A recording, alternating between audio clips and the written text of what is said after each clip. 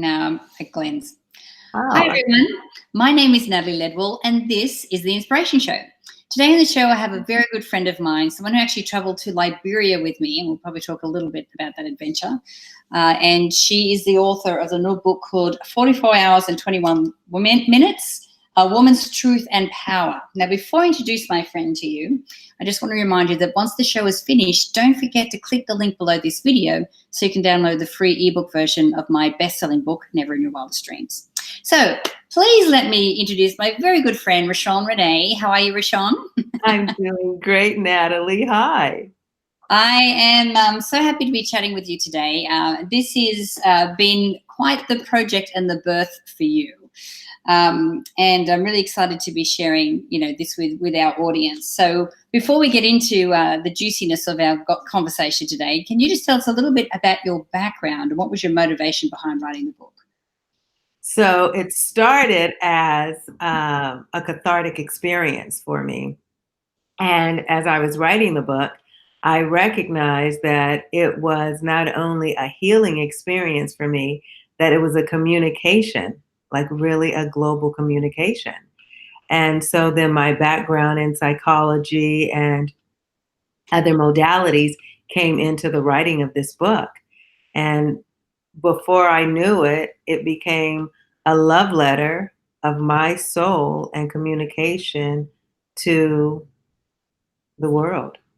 Mm-hmm. And the feedback that's coming back from the birthing of her is exactly what has happened. Right. So tell us, what is the book about and who is the book for? So the book is for any person that wants to really know their value, to learn their real truth, and to stand in their power. The title, 44 Hours and 21 Minutes, A Woman's Truth and Power, it's just not a woman's truth and power. It is anyone that reads its truth and power. Yesterday, we got a really beautiful review from a gay couple saying that this book has really informed the way that they have been hiding themselves, feeling marginalized, and now has opened them up to loving. And then we had some reviews the other day from an attorney who said it informed him on how to be a better husband. And then we're getting reviews from women telling us how it is calling them to be present to themselves. So I would say that the book really is for anyone that wants to know they matter and really learn their truth and live in their power. Yeah. And is this like a how-to manual, or is this part of your personal experience? It's definitely a lot of my personal experience, and it gives inquiries throughout the book. So as I'm talking about my journey from then till now, I'm asking the reader to ask themselves questions. Right. And so can you give an example of some of the questions that you get people to really go deep with as a result of reading the book? Yeah, of course. So one of the questions I ask is, who seeded you? And I tell a story. Okay, well, the audience is going to read the book, so they'll read this anyway. So I tell a story about me unconsciously, haphazardly treating myself and then allowing the men that I dated to treat me haphazardly, not knowing that I was doing that. And I had to really look at what deposits were made in me from childhood development, and then unconsciously from society, to see the things I was saying yes to that I wasn't even aware of. Right. Yeah. So and that's become a big aha and a big wow as I'm reading the reviews and the comments that are coming in. Right. So we're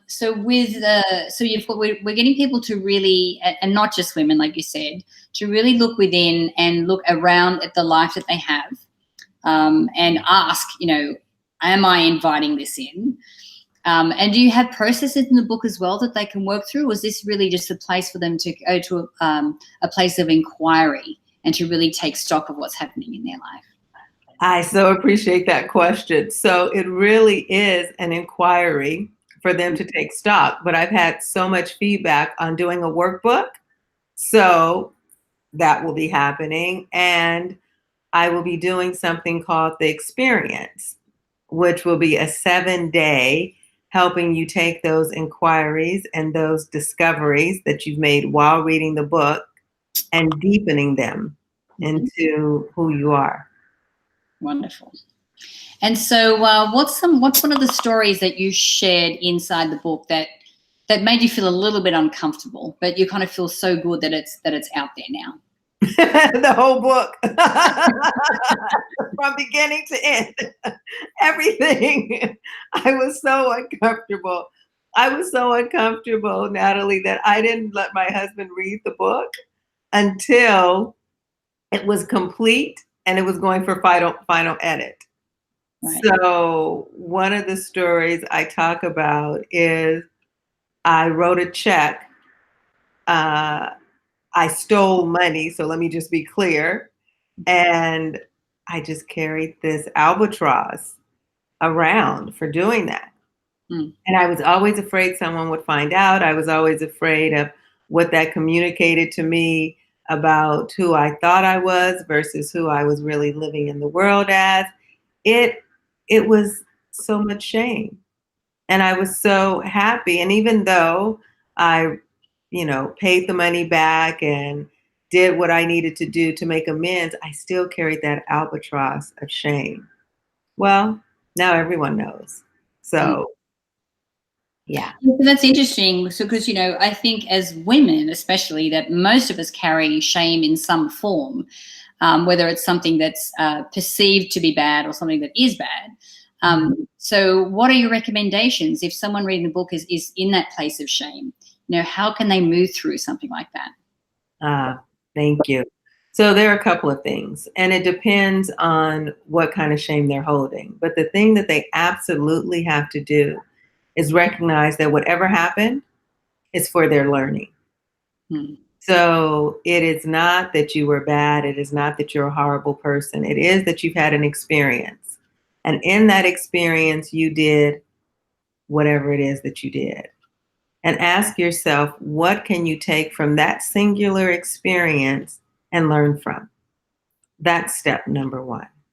Because there is no need. By the time the reader finishes the book, they'll know that they're the prize, and they will really start using all of their life experiences to lift them up and reveal themselves instead of allowing anything to suppress them and keep them hidden. Yeah. And part of shame, I think, where does forgiveness, fit into that process? So I look at forgiveness as acceptance. So once you can say, okay, for me, once I was able to say, yes, I wrote the check. Yes, that's not the person that I choose to be. Yes, if I would have done differently, I would have. So before I could say I forgive myself, I had to accept what I had done, accept what I can learn from it. And then it was almost in tandem that the forgiveness just washed over me. Yeah. So you have a specific target with this book. Yes. Reaching 111 million people. Yeah. So where did you get that number from? It's kind of a little bit of a specific number. Because we're going for global entrancement here, right? So what we are really saying is that we want to have global impact. Right. And global impact at the number of 111, that's almost 3% of the female population. And then it grows exponentially from that. So it's time. It's time for all of us to wake up. Even if you are an awakened person, it's time for us to be more awakened. It's time for us to really, really know our real truth and live in our power. And so that's why we have the number of 111 million people, because we need global impact. It's time. And we could do it. We could do it. I have no doubt. Natalie, you, with your community, with all the other people that are saying yes to clearly defining who they are, no doubt about it, we will do this. Absolutely. Yeah. So, so I know that you start the book with a love letter. Yes. A love letter to the reader. Yes. And in the end of the book, you actually finish it with a love letter as well. So tell us a little bit about, your reasoning behind doing that. Okay. So everything from us is a communication of love through contribution.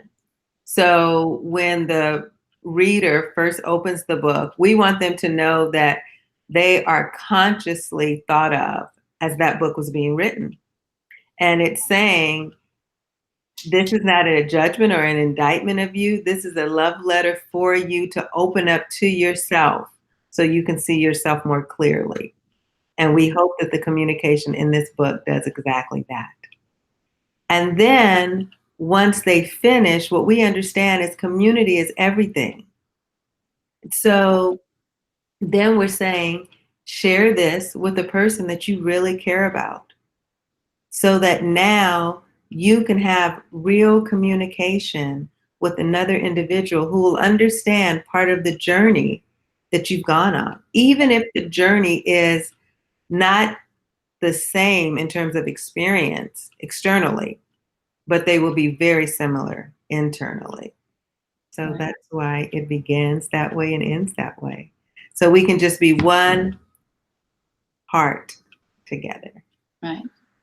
And so, what are some of the insights that you have a vision of the readers having as they move their way through the book?